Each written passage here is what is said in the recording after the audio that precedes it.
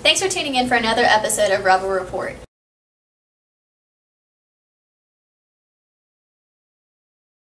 As everyone knows, that football season is coming up, and we prepared a hype video to get you excited for the upcoming season.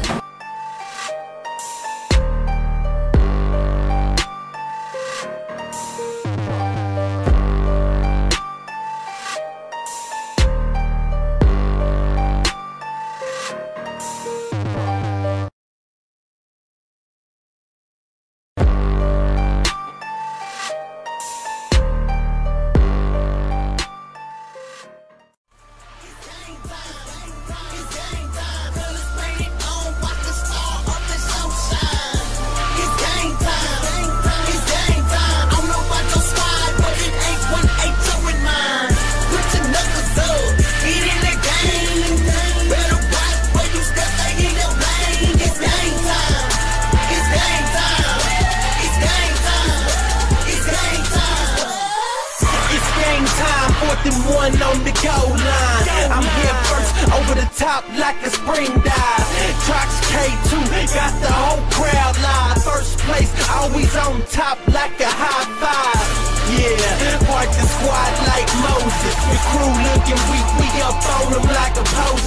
My team is so raw, we sit them down like a hostess. We know we gon' win, let's see who comes the closest. Let's go right now. Hey, lock down on 3. 1, 2, 3. Lock down. Second place, I ain't gon' keep a silver medal. Just my way up to the top. When I reach it, I ain't gon' settle. Just gon' keep on getting better. Heavy footed on the pedal. Soaring far beyond these boys on a whole nother level. Hey, it's game time. It's game time. Colors painted on, watch the star of the show shine. It's game time.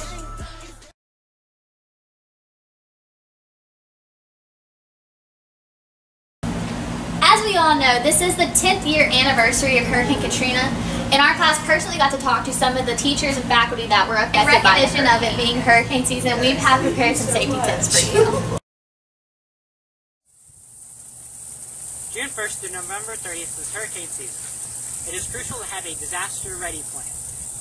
This involves knowing all the evacuation routes and boarding up your house and bringing all your outdoor supplies indoors so it doesn't blow away during the storm. Also, you will need a radio handy with batteries to check in on the weather. Also, you will need cash for supplies. You will also have to, before to be prepared, get a hurricane-ready safety kit involving food, water, clothes, money, and just your basic essentials that you will need during the hurricane. And now here's some stories from our local teachers here at the school with their tribute to Hurricane Katrina stories. August 29, 2005, 6:30 a.m. Hurricane Katrina hit Biloxi, Mississippi. I am a victim of Hurricane Katrina. I was in Hattiesburg, Mississippi on that Sunday before Hurricane Katrina hit, and my grandmother would not leave Biloxi. So I had to go back from Hattiesburg to Biloxi to get my grandmother to go to a shelter. So I finally got my grandmother to go to a shelter, and I wanted to go out of town to Atlanta. So I went and got on the highway to go towards Atlanta, and the highway patrolman blocked off the highways where you couldn't leave, so I had to go back into Biloxi. I did not want to go to a shelter, so I decided I'd go stay in my grandmother's house. So I went and parked my car on a higher ground, and then I went back to my grandmother's house where I was asleep. And I went to sleep that night, and I said about 6:30 in the morning, one of my friends who stays on the bay of Biloxi called me and woke me up and said that they had to evacuate their house because water had overflowed their house, so they had to go to the fire station. So when he called me, and I got out of bed and I felt water on my feet, and I was like, whoa, wait a minute, this ain't right. So I got up, got dressed real quick, and water was in. Opened the front door and water was rising up. So I looked outside and I was like, man, this is crazy. So then I walked to the kitchen, and And when I walked back to the living room, the water had rose all the way up to chest level.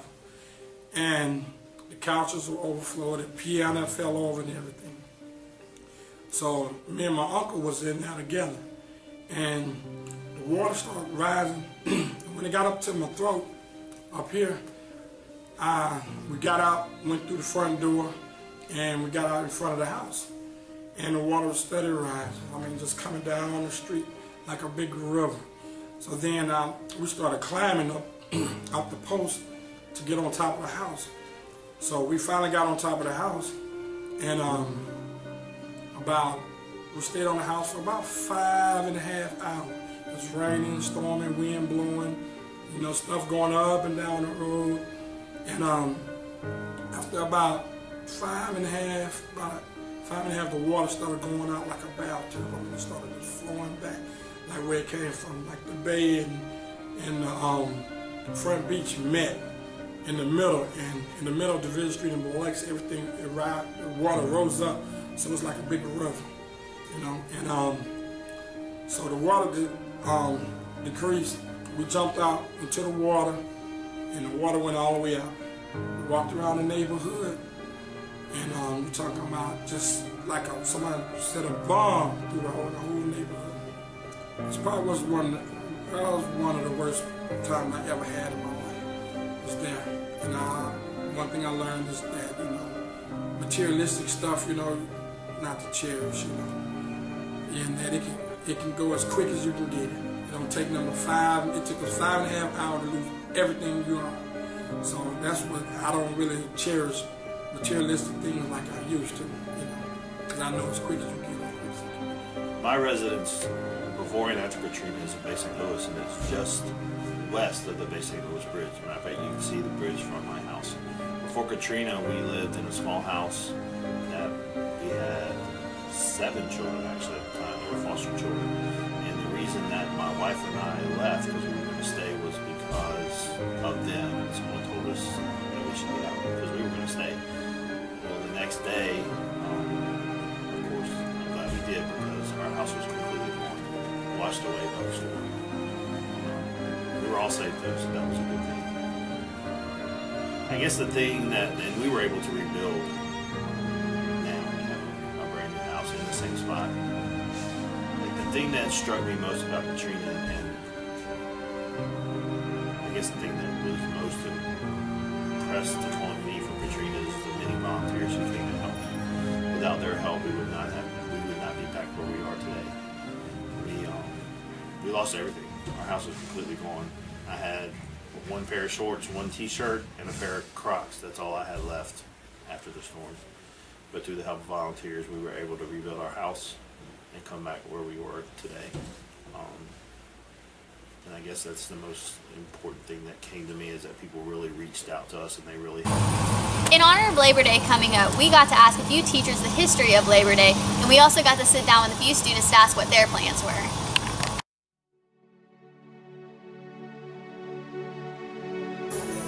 Labor Day was established to celebrate labor unions and the achievements of working people.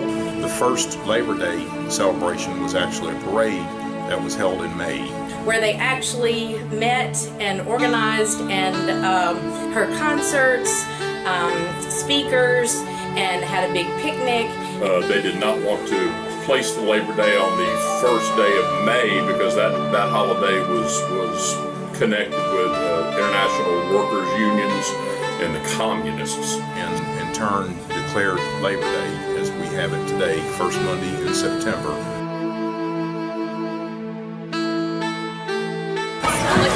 On Labor Day, I'm going to Pensacola to have fun and to go to the beach. On Labor Day, I'm going to have a cookout with my family. I will barbecue in my big green egg, and I will watch my 4-pound Maltese puppy chase my 125-pound German Shepherd. On Labor Day, I plan on sleeping and hanging out with friends. Usually, I get to work on the hunting and get ready for hunting season and just spend time with family. And we like to cook out and have the family get together. We like to go shooting at some dove. We usually don't get too many, but that's a fun weekend for our family. So on Labor Day, I'll be at home playing my Xbox and babysitting. On Labor Day, I'm just going to go shopping. Me, myself, I probably am going to be just goofing off, maybe grading a few papers. No, that's not going to happen. Or just hanging out by the pool. So I wish everyone from us over here at the Career and Technical Center a happy Labor Day. I'm really excited about this Labor Day because I have a boxing match. I'm in the heavyweight boxing title for South Mississippi, and I've been training real hard all year. Oh, man, I'm really pumped about this. So hopefully I win and I get that belt.